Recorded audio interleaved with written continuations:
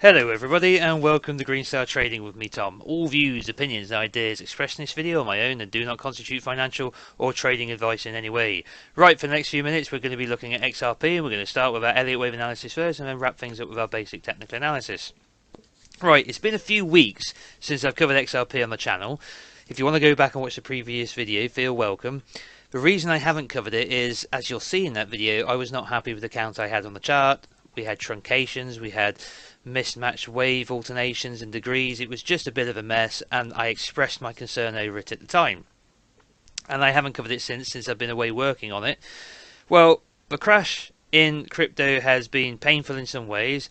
I've had a lot of buy orders hitting XRP. I'm now loaded up quite considerably again. But in some ways this crash has been a blessing because it helped me clarify the count and I can finally present XRP to you again.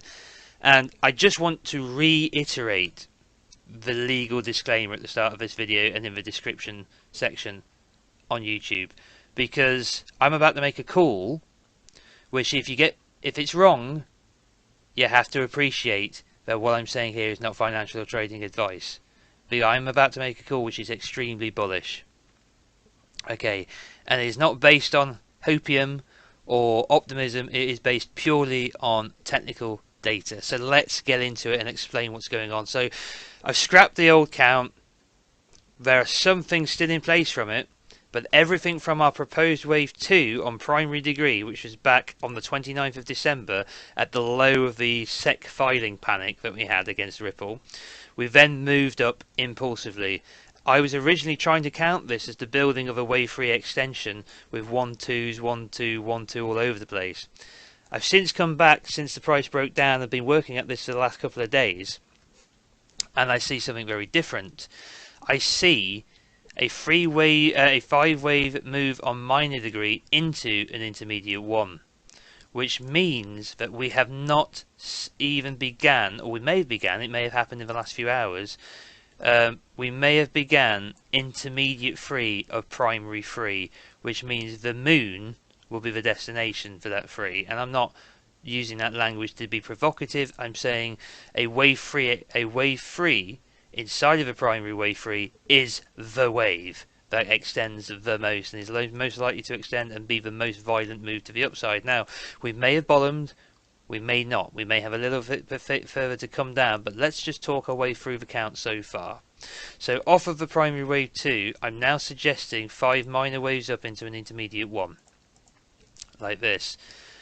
I'm surprised I didn't see this sooner, to be absolutely honest, but because of the way I was trying to build the subdivision inside of this count, the idea of building an extension in a wave 3, the obviousness of this triangle somehow went past me. And now looking at it since this breakdown has helped put this into perspective as a single wave because of how far we've come back. We've come back so far that we've overlapped, right?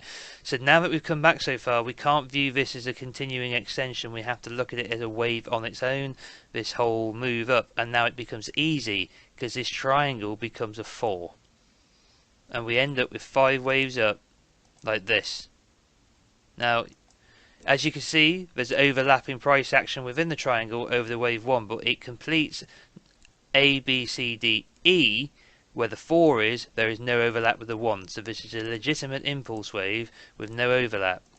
We have a flat followed by a triangle, which is alternation in the corrective patterns. And then we complete up here in a nice clean impulse wave, 1, 2, 3, 4, 5 minute level with subdivision at minuet level into the minor 5 into the intermediate 1. Since there, I'm calling for a WXY correction into our intermediate 2. So let's come off of log for a minute, because we need to validate this impulse wave move up from a point of view of measurement. We have to check the wave 3 is not the shortest. Well, we can see evidently here, here's the 1, here's the 3. 3 is not the shortest. Where did the 3 come to in terms of the wave length in comparison to the wave 1? We come to the 2618, right, 261.8, which is a wave 3 target. So we have the 1618, 2618, 3618. We come to a 2618, so we come to a wave 3 target. That's reassuring that this is a 4. Wave 3 target and triangles can only appear when they're in motive waves in a wave 4. Wave 3 target, triangle, wave 4. Very reassuring. Move up into a 5, which is a pure impulse, into a 1. Okay, so we get a nice wave 3 target. Now what else do we get? Well, I've saved something here I want to show you because it's uncanny. Now, we often talk about the accuracy of algorithms trading inside of the crypto space, but this is uncanny. So, ABC, ABC, ABC, WX, Y. 1 into 2, intermediate degree. Here's our fib extension tool. Here's us magnetized to the top of the 5 of the wave 1, to the bottom of our W, to the top of our X. And where do we come to? 100%. Okay, W equals Y, literally to the tick. Just perfect one-to-one extension, and then we've bounced. Now, this could just be support because of this perfect one-to-one ratio. It could just be support. And we're bouncing before we come back down a bit lower and seek out maybe the 123.6 down here. But for the moment, there's pretty strong evidence that we bottomed here. Like I said, we could come lower. It's early days in this what's been a very violent and quick correction. You know, more drawn out here in many of the altcoins, including XRP, and deeper. Looking much more like wave 1s into wave 2s than the 4 that we're expecting in Bitcoin. Now, I've had a discussion, or it's been brought up on the Discord with my Patreon members, the idea that I've also seen and presented myself in the gold and silver market, that silver's a whole leg behind gold. Well, if altcoins are a whole leg behind Bitcoin, we ain't seen nothing yet. Okay, now, I'm not saying all of them. Ethereum went way off above all new time highs. Okay, that may have graduated to, you know, the next level up, the next class, alongside Bitcoin, a leader rather than a follower. Litecoin made new highs as well. So perhaps some of the alts are in tandem with Bitcoin, and some of them may have even topped, but some of them may be an entire wave degree behind. In other words, the money hasn't flown here yet, not really, and we may be about to start a wave 3. So that's it, really, guys. That's how I'm looking at the chart now. I see a one-to-one perfect correction here. Like I said, it could seek out another fib level. It could go deeper. It might want to push its way further into this prior wave 4 here, but it doesn't need to, being a wave 2. If it was a wave 4 we were looking at, we might expect that on some smaller degree. But a wave 2 just has to be a corrective pattern. It could be a zigzag, could be a flat, could be a double combo like this. You could count this if you wanted to as a flat.